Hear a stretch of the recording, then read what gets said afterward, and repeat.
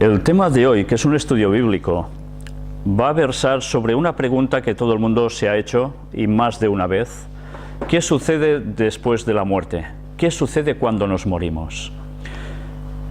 ¿Nos reencarnamos en algún animal? ¿Nos reencarnamos en una persona? ¿Nos reencarnamos en algún objeto de la naturaleza? ¿O vamos directamente al cielo? ¿O vamos a un purgatorio? ¿O vamos a un infierno? ¿O sencillamente desaparecemos para siempre más?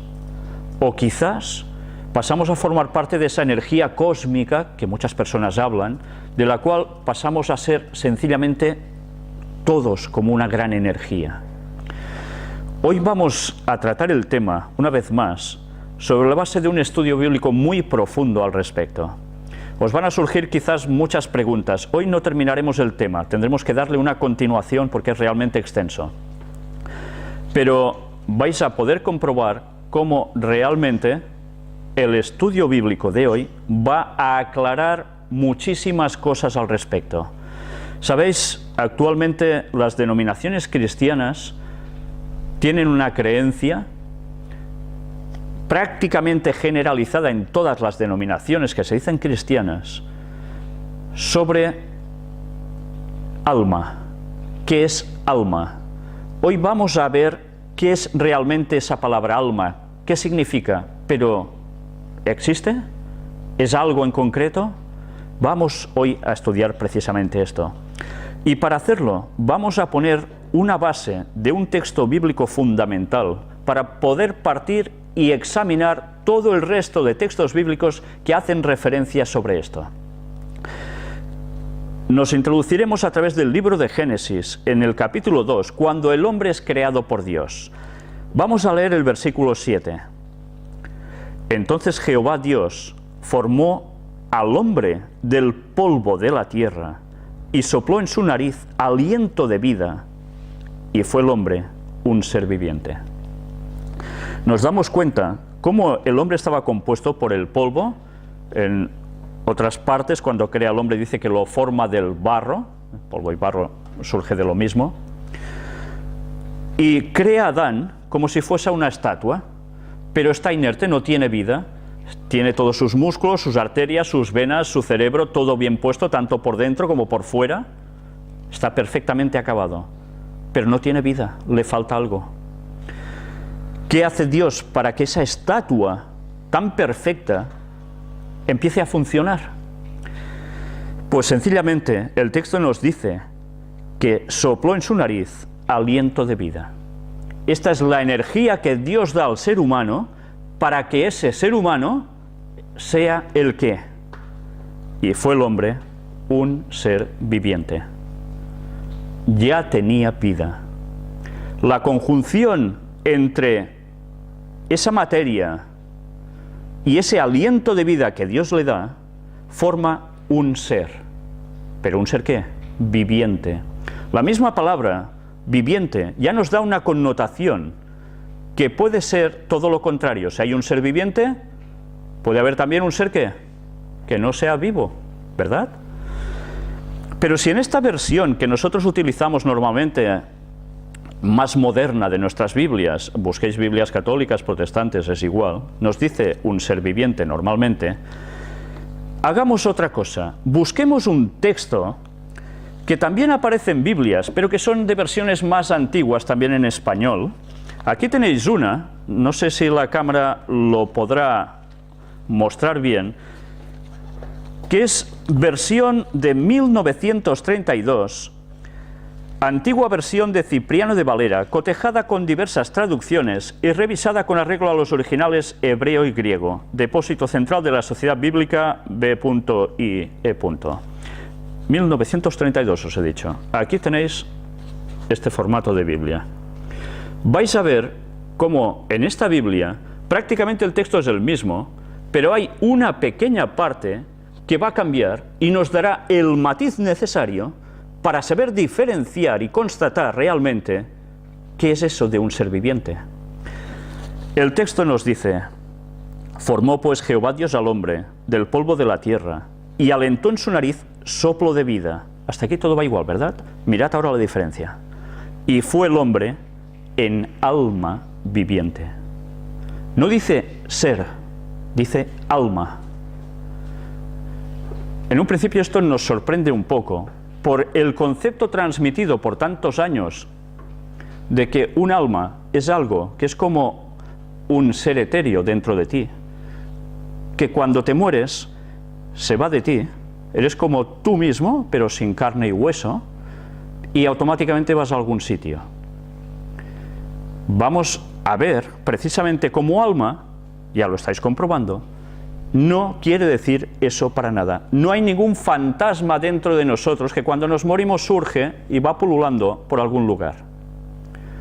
Esto va a sorprender a muchos cristianos, muchísimos, que generalmente creen que sí que hay un algo dentro de nosotros que es como un fantasma que después puede ir a algún lugar.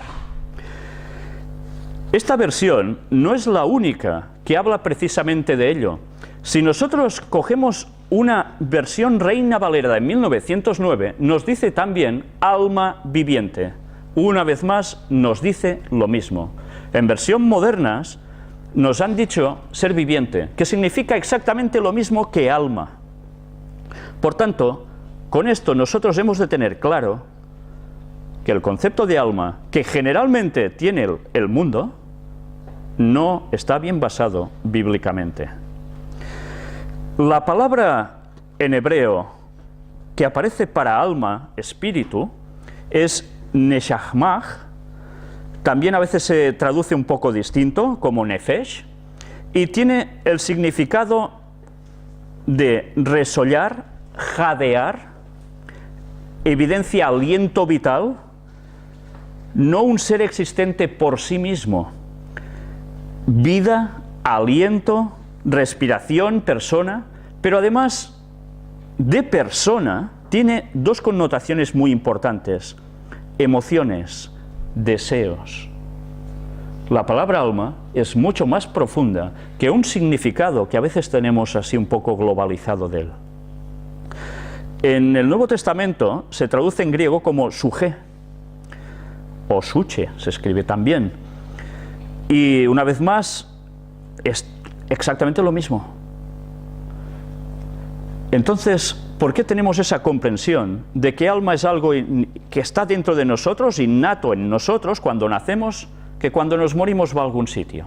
¿De dónde surge ese concepto? Lo vamos a analizar prácticamente al final de este tema. No hoy, va a ser en el próximo. Hoy vamos a hacer la relación de textos bíblicos que nos van a demostrar algo que va a sorprender a muchísimos cristianos sobre este concepto de alma. Busquemos un texto bíblico también que se encuentra en el libro de Job, capítulo 14 y versículo 14. Si el hombre muriere, ¿volverá a vivir? Todos los días de mi edad esperaré hasta que venga mi liberación. Aquí Job se plantea exactamente lo mismo. Si el hombre muriere, ¿volverá a vivir? Pero él no hace una pregunta que deja sin solución. Él ya da una respuesta. Todos los días de mi edad esperaré hasta que venga mi liberación. ¿De qué liberación está hablando él aquí? Nosotros hemos hecho anteriores estudios bíblicos donde hemos podido constatar que Jesús va a volver por segunda vez y que cuando Él vuelva hay la resurrección de los muertos. Y entonces es la liberación de esa muerte que ha afectado absolutamente a toda la humanidad después de 6.000 años de historia, durante todo el transcurso de estos años.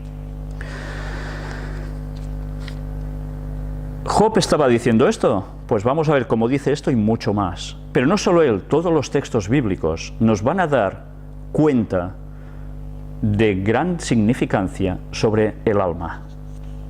En el mismo libro de Job, en el capítulo 27, leemos del 2 al 5. Vive Dios, que ha quitado mi derecho, y el Omnipotente, que amargó el alma mía. Amargó el alma mía. Antes hemos dicho las connotaciones de alma, algo que también es como un sentimiento, ¿verdad? Por eso se puede amargar el alma. Que todo el tiempo que mi alma esté en mí y haya hálito de Dios en mis narices, mis labios no hablarán iniquidad, ni mi lengua pronunciará engaño. ¿Os dais cuenta de lo que está diciendo aquí? Todo el tiempo que mi alma esté en mí, que tenga Él, ¿el qué? Ese hálito de Dios en sus narices, Él hará ciertas cosas. Mirad cómo una vez más se está haciendo referencia a lo mismo. Algo que está en nosotros, pero que nos provoca algo también en nuestras mentes. Nunca tal acontezca que yo os justifique hasta que muera, no quitaré de mí mi integridad. Él sabe que con la muerte ese aliento de vida desaparece, se va. Y a partir de aquí, Él deja de ser un alma viviente, deja de ser un ser viviente, hasta el retorno de Cristo. Pero veamos mucho más textos. Y regresemos al libro de Génesis, capítulo 2, porque el hombre fue hecho un alma viviente, pero esto es cuando es creado. Después nos damos cuenta de que el hombre se muere. ¿Ha fallado en algo Dios al hacer el hombre? ¿Él hizo algo imperfecto? ¿O aconteció algo para que el hombre como consecuencia muriera? Génesis 2:17 nos dice: mas del árbol de la ciencia del bien y del mal no comerás, porque el día que de él comieres, ciertamente morirás. Dios le dice a Adán y a Eva, les comenta: tenéis todos los árboles para comer, pero aquí tenéis una prueba de fidelidad. Si de este árbol de la ciencia del bien y del mal no coméis, seguiréis viviendo. Si coméis de él, moriréis. ¿Y qué hicieron ellos? ¿Hicieron caso de Dios? Hicieron caso durante un tiempo, pero no fue siempre así. Este era el requisito para que ellos siguiesen viviendo eternamente. Pero recordemos qué llegó a suceder después. Génesis 3:19. Ellos pecan, comen del árbol, y Dios les dice: con el sudor de tu rostro comerás el pan hasta que vuelvas a la tierra, porque de ella fuiste tomado, pues polvo eres y al polvo volverás. Es la sentencia de muerte.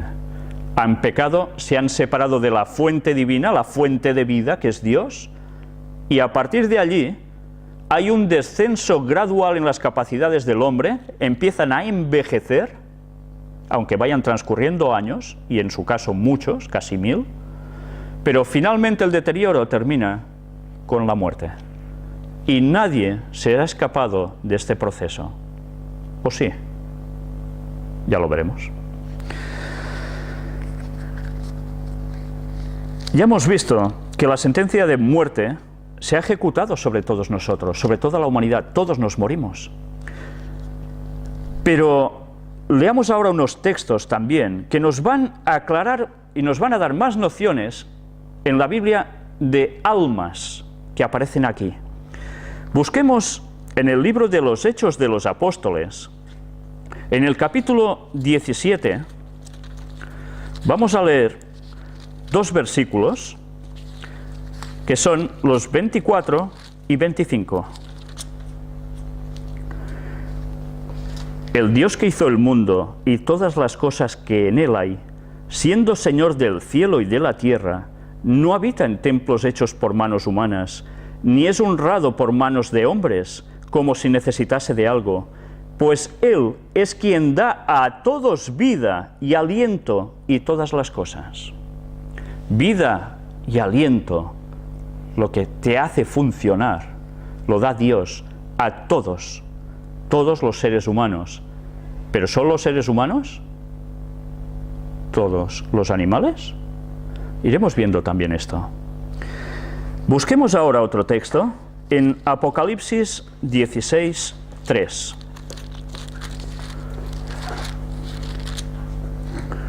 El segundo ángel derramó su copa sobre el mar, y éste se convirtió en sangre como de muerto, y murió todo ser vivo que había en el mar.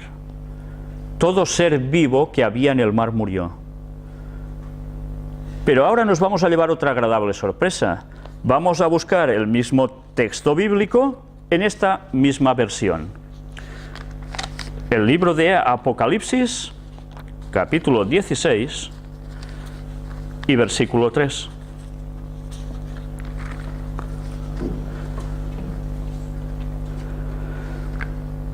Y el segundo ángel derramó su copa sobre el mar, y se convirtió en sangre como de un muerto, y toda alma viviente fue muerta en el mar. Ser viviente, alma viviente. ¿De qué está hablando aquí? De animales. Los animales también tienen un alma, ¿sí? Es alma viviente. Ellos son seres vivos. Esta es la verdadera explicación. Dios los dota de una energía que les hace vivir.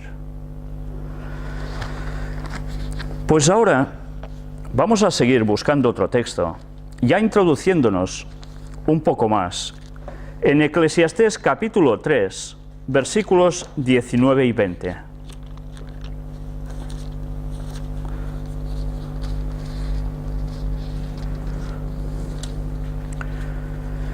Porque lo que sucede a los hijos de los hombres y lo que sucede a las bestias, un mismo suceso es. Como mueren los unos, así mueren los otros. Y una misma respiración tienen todos. Ni tiene más el hombre que la bestia, porque todo es vanidad.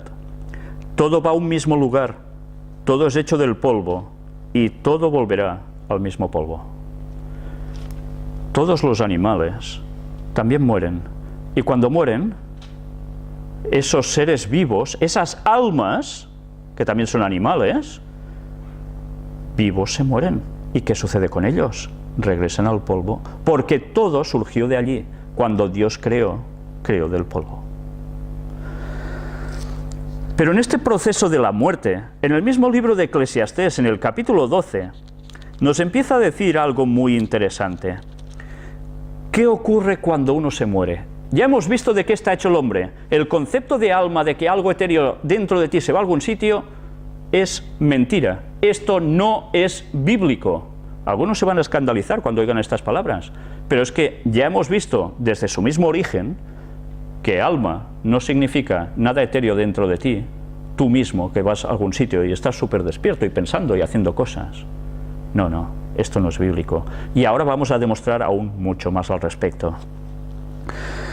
El libro de Eclesiastés, un libro impresionante en su contenido, que os recomiendo muchísimo, en el versículo 7 del capítulo 12 nos dice: y el polvo vuelva a la tierra como era, y el espíritu vuelva a Dios que lo dio. El espíritu vuelve a Dios que lo dio. El cuerpo se desintegra, se vuelve polvo. Pero el espíritu, esa energía que Dios da para que ese cuerpo funcione, vuelve a Dios. Se dice, todo el universo es energía, y todos formamos parte de esa energía, y cuando nos morimos nos transformamos en distinta forma, pero somos todos energía. No, esa energía vuelve a Dios, que es la fuente original de la energía, para que todo el universo se creara y funcionara aún, y sigue funcionando. Y cada semilla que sigue brotando es gracias a esa energía. Y cada vez que nosotros pensamos, nos movemos, respiramos, y cualquier animal, es gracias a esa energía, a ese espíritu que Dios da. ¿Entendéis el cambio de significado de conceptos? Automáticamente en nuestro mundo nos hablan de espíritu y ya piensas, ¡uy! Un fantasma. No, esto no es así. Esto no es bíblico. Este concepto veremos cómo se introdujo en el cristianismo, pero este concepto no era bíblico para nada. Sigamos viendo en el libro de los Salmos algo muy interesante. Salmo 104, versículo 29 nos dice: escondes tu rostro, se turban, les quitas el hálito, dejan de ser y vuelven al polvo. Cuando Dios decide, se acabó, les quitas el hálito, dejan de ser, ya no respiran, se mueren, vuelven al polvo. Sencillamente esto. Pero automáticamente decimos, vale, está muy bien, el cuerpo se desintegra, vuelve al polvo, esta energía que Dios da vuelve a Dios, pero ¿y nosotros? ¿Qué haremos ¿Haremos algo más? ¿Desaparecemos absolutamente? ¿Seguimos pensando desde algún lugar? ¿Nos movemos? Vamos a ir viendo todo esto con más detenimiento. En el mismo libro, no, vamos a buscar otro libro primero. Primera de Corintios, capítulo 16. El apóstol Pablo escribe algo también muy interesante en su versículo 18. Porque confortaron mi espíritu y el vuestro, reconoced pues a tales personas. Porque confortaron mi espíritu y el vuestro. Mirad qué es reconfortar el espíritu. Es como persona, te reconforta alguien o algo, ¿verdad? Pues esta es una acepción clara de espíritu. Pero veamos más cosas aún. Segunda de Timoteo 4:22. El Señor Jesucristo esté con tu espíritu. La gracia sea con vosotros. Amén. Aquí Pablo escribe a Timoteo y en su despedida le dice: el Señor Jesucristo esté con tu espíritu. ¿Qué quiere decir? ¿Que está con el fantasma que hay dentro de él, pero con él no? No, con tu persona. Una vez más nos damos cuenta de lo que hemos dicho al principio. Esta palabra tiene más de un significado, pero uno de vital es que es persona. Busquemos ahora sí el Salmo 146, porque ahora ya nos empezamos a preguntar: ¿y qué sucede con nuestras funciones intelectuales? Con nuestros pensamientos, nuestros discernimientos, nuestras aspiraciones. ¿Qué sucede con todo ello? Salmo 146, en el versículo 4, nos dice: pues sale su aliento y vuelve a la tierra. En ese mismo día perecen sus pensamientos. ¿Cómo? O sea que cuando yo me muero, mis pensamientos también perecen. Yo ya no seguiré pensando. Esto es muerte de verdad. Yo no estaré pensando desde la tumba o desde cualquier sitio: haré esto, haré lo otro, pienso eso, pienso lo otro. No, perecen también. Ya no hay pensamiento. Has dejado de existir. Busquemos más cosas. En el libro de Eclesiastés, en el capítulo 9, nos dice además qué sucede con nuestros sentimientos. ¿Pasa lo mismo que con los pensamientos? ¿O al menos sí que tendremos sentimientos una vez muertos? Vamos a leer versículos 5 y 6. Porque los que viven saben que han de morir, pero los muertos nada saben, ni tienen más paga, porque su memoria es puesta en olvido. También su amor y su odio y su envidia fenecieron ya, y nunca más tendrán parte en todo lo que se hace debajo del sol. Más claro el texto no puede ser, ¿verdad?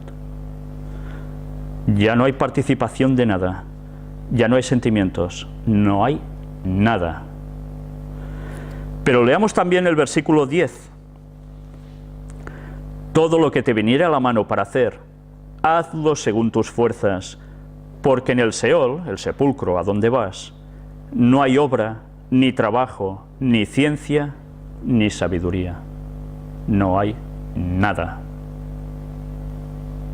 Nada. ¿Aún quedan dudas de qué pasa cuando uno se muere?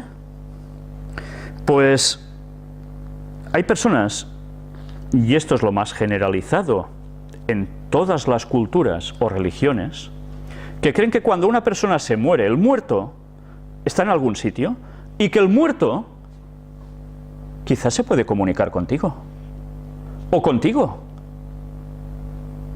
Y tú te puedes comunicar con el muerto entonces.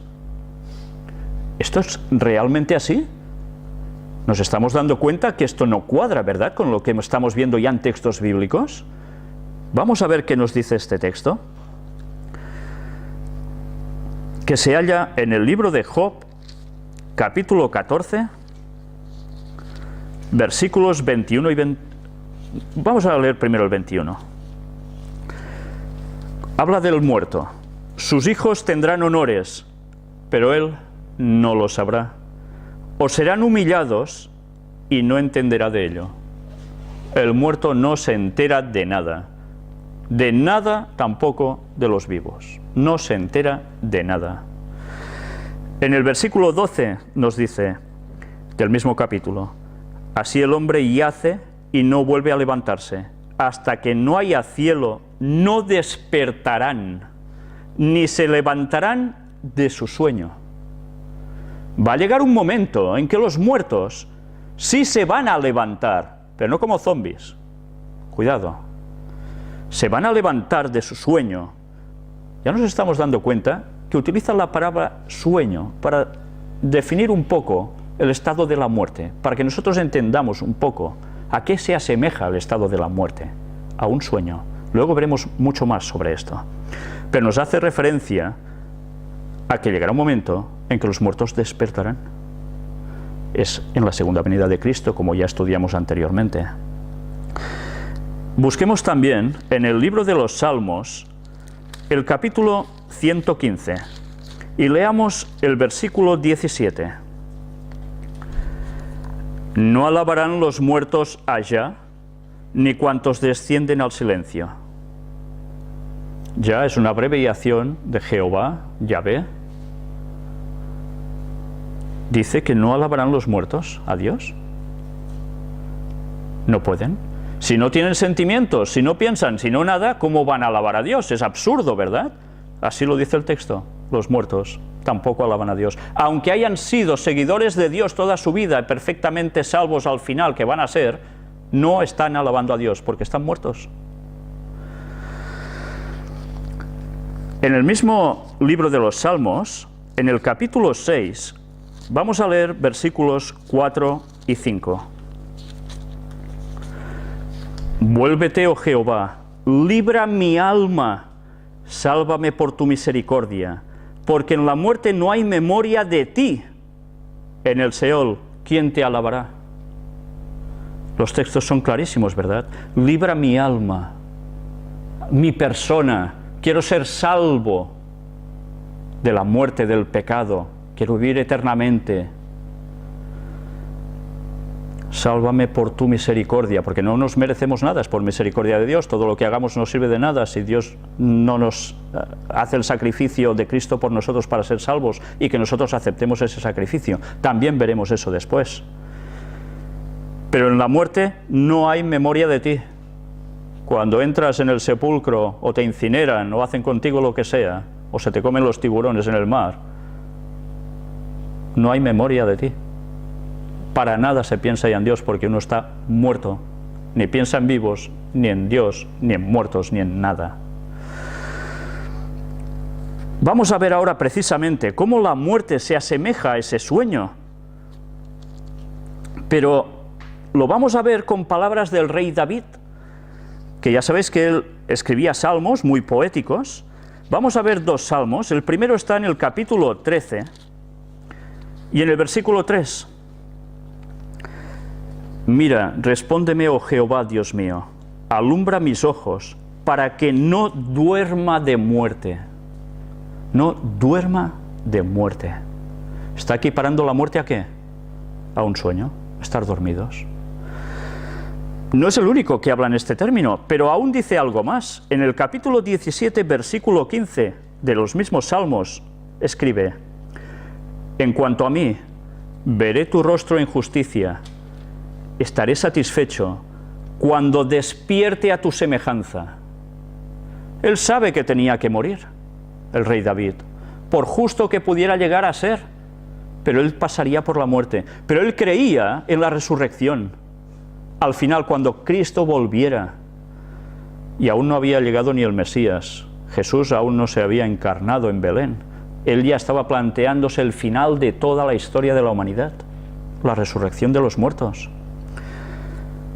Y él, ¿qué dice? Estaré satisfecho cuando despierte a tu semejanza. Algo nos está diciendo, que cuando haya esa resurrección de los salvos, ya lo vimos también en anteriores estudios bíblicos, nosotros tendremos la semejanza divina, porque ya no pecaremos, ¿entendéis?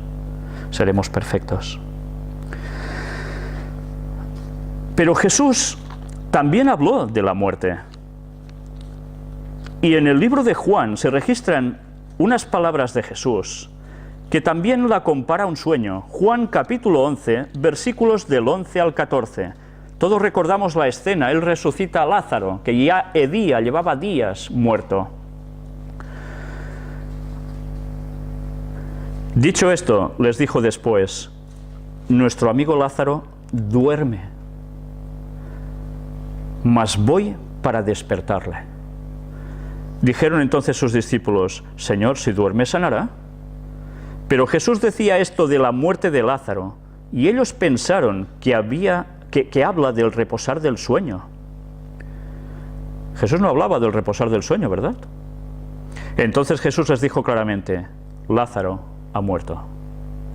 Ya sabéis que a veces los discípulos no terminaban de captar cuando Jesús les transmitía los conocimientos, y finalmente, primero les dice, duerme, como es el estado de muertos, como si durmieras, no te enteras de nada, pero él va y lo despierta, resucita, vuelve a crearle la vida y lo vuelve a componer porque estaba ya descompuesto. Este es el poder de Dios, de Cristo. Leamos también cómo Isaías escribió algo al respecto. En su libro, en el de Isaías, leamos el capítulo 26 y leamos el versículo 19. Tus muertos vivirán, sus cadáveres resucitarán. Despertad y cantad, moradores del polvo, porque tu rocío es cual rocío de hortalizas, y la tierra dará sus muertos. Estas son palabras de Isaías, que está hablando también, y Jesús aún no había nacido, en la tierra. Y está hablando ya del retorno de Cristo. Los muertos van a despertar. Casi nada, ¿verdad? Parece una cosa que no puede llegar a ser. Pero esta es la fe del cristiano, la resurrección de los muertos. Como dice el apóstol Pablo, si Jesús no resucitó, vana es nuestra fe. ¿De qué sirve? Porque si no resucitó Él, tampoco vamos a resucitar nosotros. Y ahora leamos en el libro de Job, el capítulo 17, y veamos cómo Job también dice algo de la muerte como descanso. Job capítulo 17, versículos del 11 al 16. Pasaron mis días, fueron arrancados mis pensamientos, los designios de mi corazón.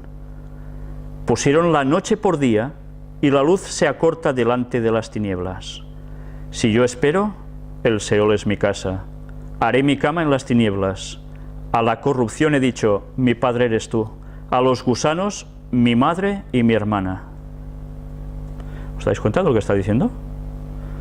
¿Dónde pues estará ahora mi esperanza? Y mi esperanza, ¿quién la verá? A la profundidad del Seol descenderán, y juntamente descansarán en el polvo. Todos esos pensamientos, todos los anhelos de su corazón, todo descansa con él en el polvo. Está muerto. No ha ido a ningún sitio. Él lo tiene muy claro. Y veremos unas palabras más adelante de Job que son realmente impresionantes y que todos deberíamos tener grabadas en nuestra mente y hacerlas totalmente nuestras. Ya lo veremos más adelante también. Pero ahora vamos a pensar un poco y decimos, Jesús regresa. ¿Y los muertos de dónde salen? ¿Bajarán del cielo para resucitar? Porque la Biblia habla de que va a haber la resurrección de los muertos. Si ya están en el cielo, dirán, ¡hala, me bajo corriendo que me va a resucitar! Si ya está vivo y está súper bien.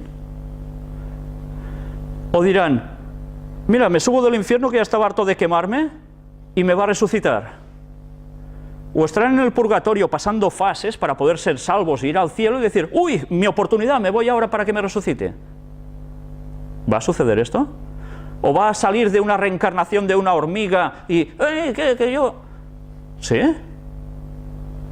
Leamos los textos. Juan capítulo 5, versículos 28 y 29.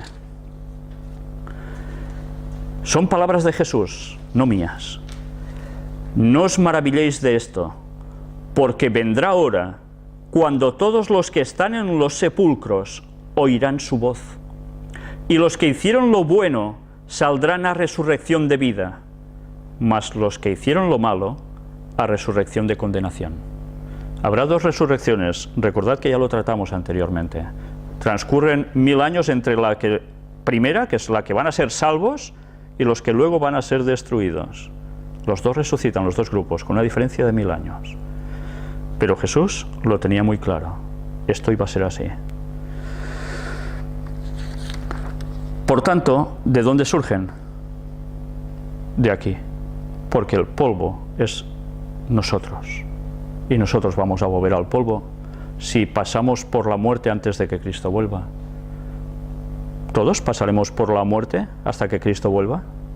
Ya vimos en estudios bíblicos anteriores que habrá personas que estarán vivas en el momento del retorno de Jesús. Dios quiera que seamos de ellos. Ojalá podamos ser de ese grupo de los 144.000. Este debería ser nuestro anhelo y pedírselo a Dios. Pero no sabemos si va a ser su voluntad. Pero ya sabemos que si morimos, volveremos a resucitar.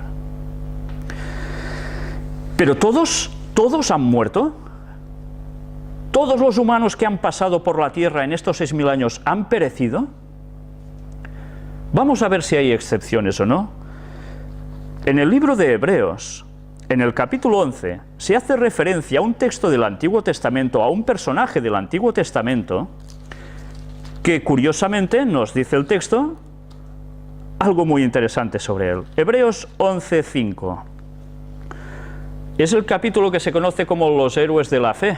Se hace una mención de varias personajes claves en el Antiguo Testamento que siguieron a Dios, pero que pasó algo con ellos. Todos se murieron. Leamos qué dice el versículo 5. Por la fe Enoc fue traspuesto para no ver muerte. Anda.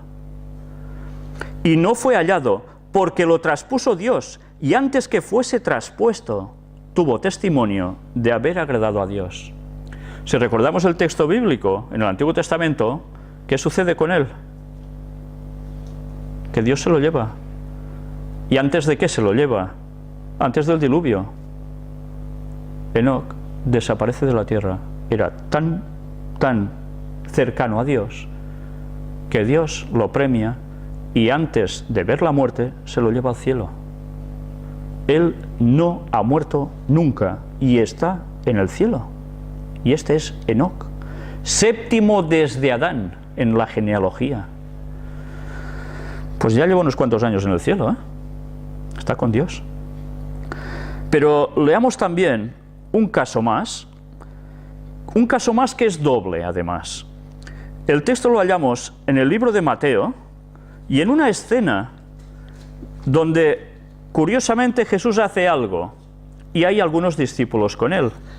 El capítulo 17, versículos del 1 al 3.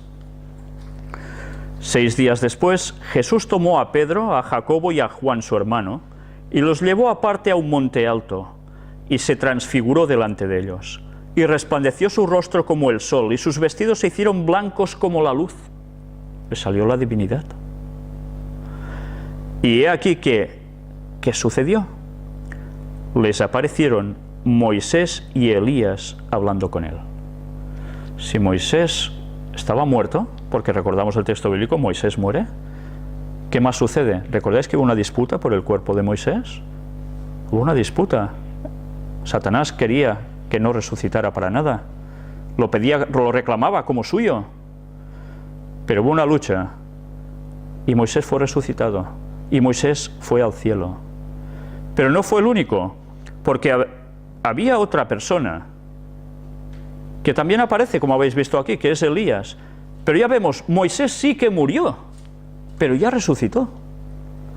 Es claramente un paralelo de lo que va a acontecer al fin de los tiempos con los creyentes que van a ser salvos, pero que han pasado por la muerte.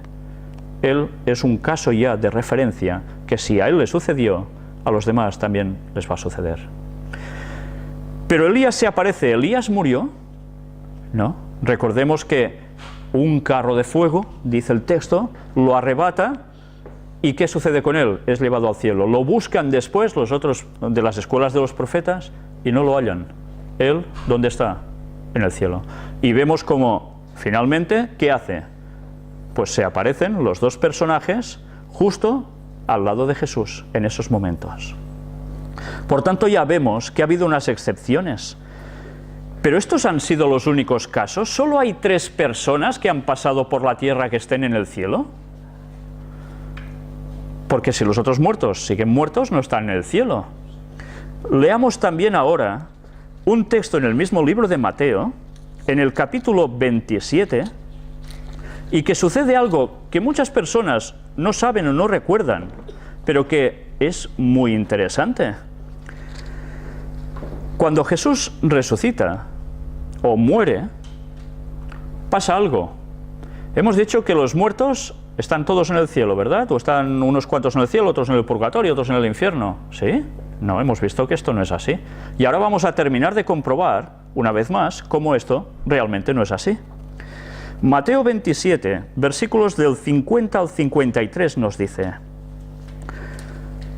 Mas Jesús, habiendo otra vez clamado a gran voz, entregó el Espíritu.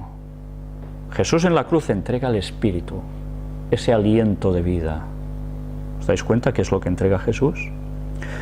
Y aquí el velo del templo se rasgó en 2, de arriba abajo, y la tierra tembló y las rocas se partieron. ¿Qué simbolizaba eso? Que con la muerte de Cristo, todo el ritual de sacrificios y demás cosas que se hacían en el templo ya no servía para nada. No hacía falta seguir sacrificando animales que simbolizaban la muerte de Cristo. Iban a concienciar durante muchos años eso a las personas judías. Ya no hacía falta. Eso se cumplió ya con Cristo. No terminó la ley moral, los 10 mandamientos, eso seguía, evidentemente. Se terminaba el sistema de ley ceremonial, que es muy distinto. ¿Pero qué más sucede? Y se abrieron los sepulcros, y muchos cuerpos de santos que habían dormido se levantaron, y saliendo de los sepulcros después de la resurrección de él, vinieron a la santa ciudad y aparecieron a muchos. ¿Dónde estaban estas personas? Si ya eran santos, eran gente de Dios. Resucitaron. No estaban en el cielo, no estaban en ningún lugar. Resucitaron de aquí, del polvo de la tierra. Cuando Jesús resucita, ellos también, como primicias, como simbología de que cuando Cristo vuelva, va a haber también esa resurrección de los muertos. ¿Y qué hicieron estos muertos? Otra vez vivos. Se aparecieron a muchos. ¿Creéis que este mensaje de ver a alguien que estaba muerto, vivo, hablando a otras personas sobre Cristo, mira, estoy vivo otra vez gracias a Cristo, no iba a causar impacto en la sociedad? Causó tal impacto que los fariseos intentaron por todos los medios mitigar estos resultados tremendos, pero no podían. La evidencia era impresionante. ¿Pero qué pasó después con ellos? Estas personas ya no están entre nosotros. También fueron trasladadas. Son las primicias de la resurrección, que al fin del tiempo va a volver a suceder. Por tanto, nos estamos dando cuenta que cuando uno se muere ni está en el cielo, ni está en el purgatorio, ni está en un infierno, ni está en ninguna parte, está ahí, hecho polvo, literalmente hecho polvo. Pero leamos ahora, en el libro de Daniel, capítulo 12, los 2 primeros versículos.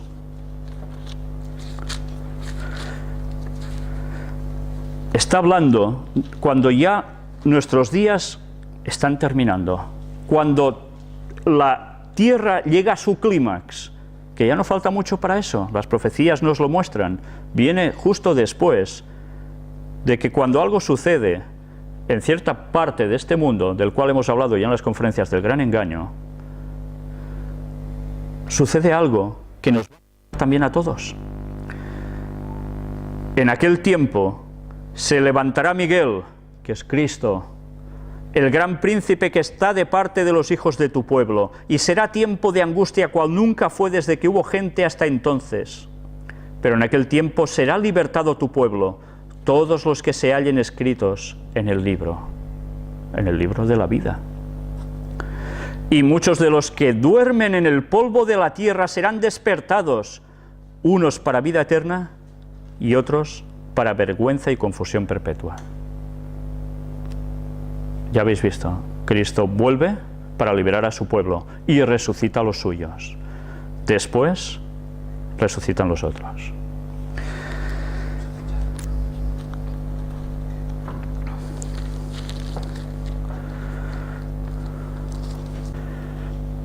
En el libro de Apocalipsis capítulo 6, versículos del 9 al 11 nos dice: Cuando abrió el quinto sello, vi bajo el altar las almas de los que habían sido muertos por causa de la palabra de Dios y por el testimonio que tenían, y clamaban a gran voz diciendo: ¿Hasta cuándo, Señor santo y verdadero, no juzgas y vengas nuestra sangre en los que moran en la tierra? Y se les dieron vestiduras blancas, y se les dijo que descansasen todavía un poco de tiempo, hasta que se completara el número de sus consiervos y sus hermanos, que también habían de ser muertos como ellos. ¿Qué está diciendo aquí? Está contradiciendo totalmente lo que hemos visto en toda esta multitud de textos bíblicos, y más que ahí. No está haciendo eso. Recordemos que también en el Apocalipsis se utiliza una forma de expresión de dar vida a las cosas inanimadas. Recordemos también, como en Génesis aparece algo muy similar a esto, cuando Dios le dice a Caín: la sangre de tu hermano Abel clama a mí. ¿La sangre clama? No. Aquí nos está utilizando un lenguaje para que nosotros captemos que había muchos que estaban muertos por causa de Dios, que habían sido mártires, pero que el número aún no se había completado, aún harían falta más. Y utiliza este lenguaje, expresión, para que entendamos un significado. Por tanto, no podemos aplicar esto con una literalidad, y hay más textos que muestran esto así. Un solo texto no puede contradecir el resto de la Biblia, hay que entenderlo todo en su conjunto, esto es básico. Pero vamos a ver precisamente ese momento en que los muertos van a resucitar de ese sueño, van a salir de ese sueño. El texto que vamos a leer ahora se halla en el libro de Primera de Tesalonicenses, capítulo 4, versículos del 13 al 18. Tampoco queremos, hermanos, que ignoréis acerca de los que duermen. No se estaba refiriendo a los que estaban roncando por la noche, sino de los muertos. Para que no os entristezcáis como los otros que no tienen esperanza. Hay gente que cuando a alguien se le muere está verdaderamente desesperado, ¿verdad? Yo lo he visto en varias ocasiones. Gente que se desespera por ver al muerto, que ya se ha ido entre nosotros, ya no vamos a ver más. Nosotros tenemos una esperanza. ¿Cuál es? Porque si creemos que Jesús murió y resucitó, así también traerá Dios con Jesús a los que durmieron en él. Por lo cual os decimos esto en palabra del Señor, que nosotros que vivimos, que habremos quedado hasta la venida del Señor, no precederemos a los que durmieron. No precederemos, no iremos antes que ellos a la salvación. Porque el Señor mismo, con voz de mando, con voz de arcángel y con trompeta de Dios, descenderá del cielo, y los muertos en Cristo resucitarán primero. Luego nosotros, los que vivimos, los que hayamos quedado, seremos arrebatados juntamente con ellos en las nubes para recibir al Señor en el aire, y así estaremos siempre con el Señor. Los vivos y los muertos resucitados que van a ser salvos, juntos, todos a la misma vez. Por tanto, alentaos los unos a los otros con estas palabras. Nosotros tenemos una esperanza, la resurrección. Otro texto, en el libro de los Hechos de los Apóstoles, capítulo 24 y versículo 15, nos dice: teniendo esperanza en Dios, la cual ellos también abrigan, de que ha de haber resurrección de los muertos, así de justos como de injustos. va a haber esa resurrección. Y en el libro de Lucas, el Evangelio de Lucas, capítulo 23, versículo 43, nos dice: entonces Jesús le dijo: de cierto te digo que hoy estarás conmigo en el paraíso. ¿Cómo? A ver, aquí hay algo que falla. Jesús está en la cruz, tiene dos crucificados a su lado también, ladrones, y uno reacciona positivamente hacia Cristo en sus últimos momentos y le dice: acuérdate de mí, ¿cuándo? Mirad qué nos dice el versículo anterior. El 42 nos dice: y dijo a Jesús: acuérdate de mí cuando vengas en tu reino. Cuando vengas en tu reino, entonces acuérdate de mí. Entonces Jesús le dijo: de cierto te digo que hoy estarás conmigo en el paraíso. ¿Cómo? ¿Hoy? ¿Jesús iba a morir ese día y ya iría a su reino y volvería? ¿Sucedió esto así? No. Entonces, ¿por qué dice esto el texto? Porque aquí hay un grave problema de traducción. Si nosotros miramos las fuentes originales, los escritos antiguos, vemos que no habían comas por en medio de los textos. Las palabras prácticamente estaban todas juntas. Esto se hizo muy posteriormente. Y este "que" no existe para nada en el original. La traducción correcta de este texto sería: de cierto te digo hoy, te digo ahora, que estarás conmigo en el paraíso. Pero no le dice cuándo, no le dice que hoy, le dice: de cierto te digo hoy, te digo ahora, que estarás conmigo allí. ¿Y por qué sabemos esto? Que además es así. Porque Jesús muere, resucita, ¿y qué sucede? Le dicen: no me toquéis porque aún no he ido al Padre. Y ha transcurrido un buen tiempo, ¿verdad? Jesús aún no sabía si había sido aceptado su sacrificio como expiación por nuestros pecados. Por tanto, es importante investigar a fondo las Escrituras, porque si no, podemos caer en errores. Hay pocas cosas que estén mal en la Biblia traducidas, pero se saben. Debemos buscarlas para que no nos engañen. Leamos también en el libro de Job unas palabras que antes os decía, os hacía mención de ellas, y que se hallan en el capítulo 19, versículos del 25 al 27.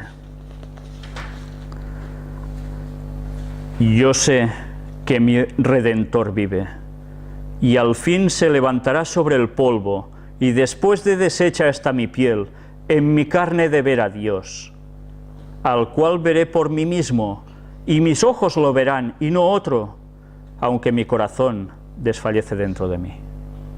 Job sabía que se iba a morir, pero él sabía que iba a resucitar, porque su Redentor vive, Cristo vive. Sea este también nuestro pensamiento. Vamos a leer un texto más, en 1 Corintios, capítulo 15, versículos del 51 al 55. El apóstol Pablo dice: he aquí, os digo un misterio. Un misterio, suena, ostras, ¿qué es esto, no? No todos dormiremos.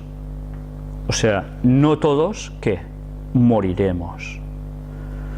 Pero todos seremos transformados en un momento, en un abrir y cerrar de ojos, a la final trompeta, porque se tocará la trompeta y los muertos serán resucitados incorruptibles y nosotros seremos transformados. Porque es necesario que esto corruptible se vista de incorrupción y esto mortal se vista de inmortalidad. Y cuando esto corruptible se haya vestido de incorrupción y esto mortal se haya vestido de inmortalidad, entonces se cumplirá la palabra que está escrita: sorbida es la muerte en victoria. ¿Dónde está, oh muerte, tu aguijón? ¿Dónde, oh sepulcro, tu victoria? La resurrección de los muertos y la transformación. Los muertos van a salir transformados, distintos, pero los vivos también van a ser transformados en un cerrar y abrir de ojos. Lucas capítulo 20, versículos del 36 al 38. Porque no pueden ya más morir, pues son iguales a los ángeles y son hijos de Dios al ser hijos de la resurrección. Una vez resucitados, los salvos van a seguir salvos para siempre, ya no van a morir. Pero en cuanto a que los muertos han de resucitar, aún Moisés lo enseñó en el pasaje de la zarza, cuando llama al Señor Dios de Abraham, Dios de Isaac y Dios de Jacob, porque Dios no es Dios de muertos, sino de vivos, pues para Él todos viven. Entonces, ¿qué pasa? ¿Está diciendo que todos están vivos aún? No. Para Dios es como si estuvieran vivos ya, porque Él tiene reservado en sus memorias todo lo que nosotros hemos sido, para que en el momento de la resurrección nos lo dé y volvamos a ser nosotros. Vivos. Para Cristo, para Dios, la muerte es un lapsus, un nada de tiempo. Para nosotros nos parece, wow, es un momento. Una vez muertos, para nosotros es como si soñáramos. Cristo vuelve y parece que no ha pasado el tiempo desde que te has muerto, y quizás han pasado 5.000 años, quizás han pasado 500, quizás han pasado unos días, pero es igual, va a ser para todos como un momento. Cuando nos dormimos profundamente, sean las 8 de la tarde, las 10 de la noche, las 4 de la madrugada, cuando nos despertamos, ¿verdad que duermas las horas que duermas parece que ha sido un momento? Pues es exactamente lo mismo. Ese es el sueño de la muerte. Y vamos ya a concluir con unos pocos textos que son básicos, porque no quiero terminar hoy sin dejar claro un concepto, porque se está diciendo de que hay alguien que está en el cielo intercediendo por nosotros. Se les llama santos para la Iglesia Católica, que podemos ofrecerles cirios y oraciones para que nos ayuden. Pero también se nos habla de que hay una señora que fue madre de Jesús, llamada Virgen María, que está en el cielo, y que para que nosotros lleguemos a Cristo hemos de pasar primero por ella. Es nuestra intercesora. Si no, no podemos llegar hasta Dios. Ya vimos en un estudio bíblico que eso es mentira, que solo hay un mediador entre Dios y los hombres, y ese es Jesucristo, no hay otro. Entonces, ¿por qué se dice que la Virgen está allí? Ya hemos ido hablando de esto en las conferencias del Gran Engaño, ¿verdad? Pues aún deberemos constatar más estas cosas. En el libro de Hebreos, capítulo 11, versículos 39 y 40, en ese capítulo que nos habla de esos héroes de la fe que han ido pasando, pero que todos han muerto, a excepción de lo que he dicho antes de Enoc, que estaba, pues mirad qué nos dice. Y todos estos, aunque alcanzaron buen testimonio mediante la fe, no recibieron lo prometido. ¿Recibieron lo prometido, la vida eterna? No. Proveyendo Dios alguna cosa mejor para nosotros, para que no fuesen ellos perfeccionados aparte de nosotros. Ellos no han sido recompensados con la vida eterna. Entonces, ¿cómo podemos decir que la Virgen María, que no aparece ni en esta lista aquí, está ya en el cielo? Esto es una mentira impresionante de la Iglesia Católica Romana. Esto no es verdad bíblica. A la ley y al testimonio, si no dijeren conforme a esto es porque no les ha amanecido, sea quien sea el que lo diga. Primera de Corintios, capítulo 15, versículos del 20 al 23.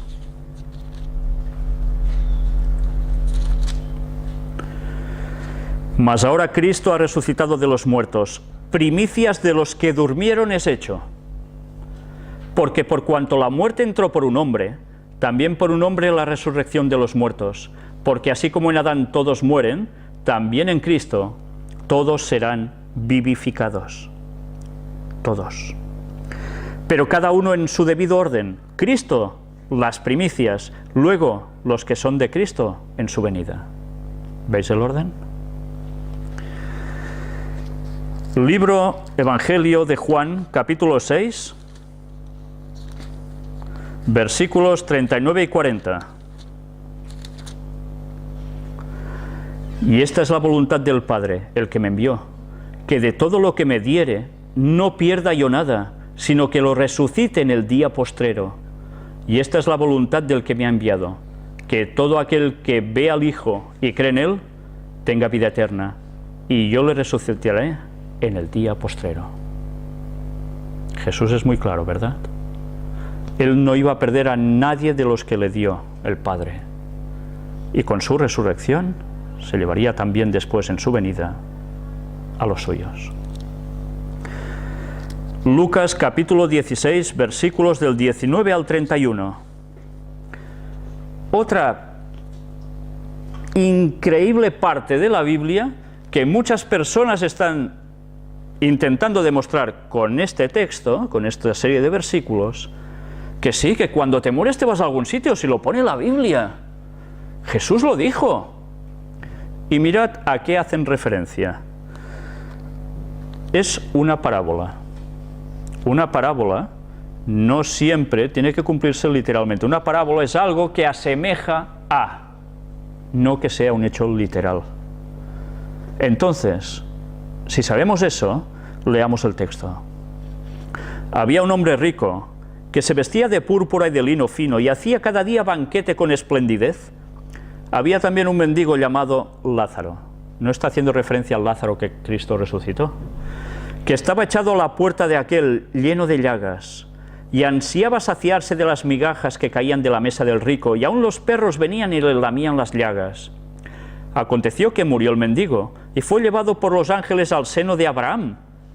Y murió también el rico y fue sepultado. Hemos visto que Abraham no está en el cielo, según Hebreos 11. Por tanto, es una parábola. Jesús estaba utilizando una creencia, un concepto que se había introducido dentro del mundo judío, de las creencias judías, que no era bíblica, pero que la gente había asimilado gracias a la cultura helenística de los griegos, que se había expandido también entre ellos. Y utilizando algo que ellos piensan que es así, les da una parábola que es esta. Y hablando de Abraham dice, y murió también el rico y fue sepultado.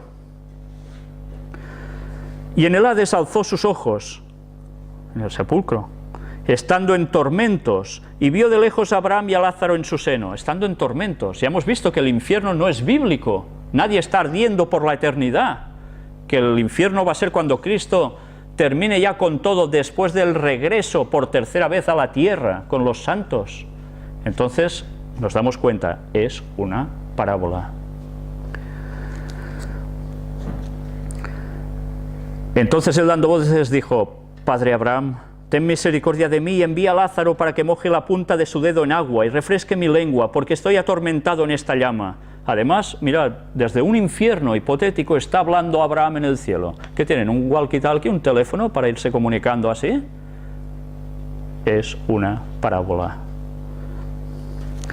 Pero Abraham le dijo, Hijo, acuérdate que recibiste tus bienes en tu vida, y Lázaro también males, pero ahora éste es consolado aquí y tú atormentado. Además de todo esto, una gran sima está puesta entre nosotros y vosotros, de manera que los que quisieren pasar de aquí a vosotros no pueden, ni de allá a pasar acá. Entonces le dijo, Te ruego pues, Padre, que le envíes a la casa de mi padre, porque tengo 5 hermanos, para que les testifique, a fin de que no vengan ellos también a este lugar de tormento. Y Abraham le dijo, a Moisés y a los profetas tienen, óiganlos. Él entonces dijo, no, padre Abraham, pero si alguno fuere de ellos de entre los muertos, se arrepentirán. Mas Abraham le dijo, si no oyen a Moisés y a los profetas, o sea, lo que está en la Biblia, tampoco se persuadirán, aunque alguno se levantare de los muertos. Jesús daba una enseñanza, utilizó algo de esa cultura pagana que se había introducido entre ellos. En la continuación de este estudio bíblico, vamos a ver cómo se introdujeron estos falsos conceptos, estas erróneas doctrinas bíblicas entre ellos, que han pasado al resto del cristianismo después del judaísmo. En el libro de Hebreos, capítulo 11, antes lo hemos citado, vamos a leer 4 versículos saltados. Primero el versículo 11. Por la fe también la misma Sara, siendo estéril, recibió fuerza para concebir y dio a luz aún fuera del tiempo de la edad, porque creyó que era fiel quien lo había prometido. Vemos un gran personaje, Sara. ¿Recibió ella algo antes que nosotros? No, no lo recibió.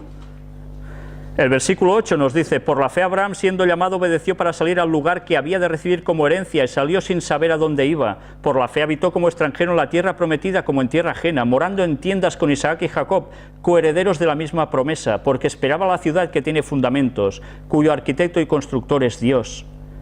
Pero él tampoco recibió lo anhelado, aún no lo ha recibido. Otro versículo más, el 17. Por la fe Abraham, cuando fue probado, ofreció a Isaac, y el que había recibido las promesas ofrecía a su unigénito. Hizo estas cosas y aún no recibió.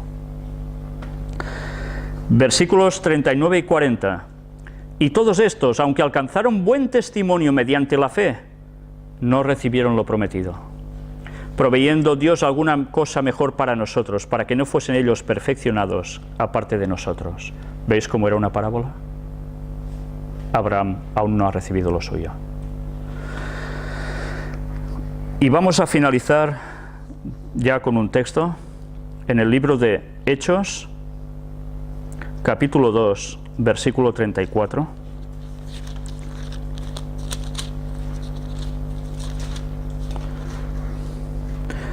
Porque David no subió a los cielos, pero él mismo dice, dijo el Señor a mi Señor, siéntate a mi diestra. David, el líder por excelencia del pueblo judío, ¿está en los cielos? ¿Qué dice el texto? Que no. También espero la resurrección. Pues bien, iremos viendo más textos bíblicos, más connotaciones al respecto. Estos serán en la segunda parte del tema, porque si estas personas aún no han recibido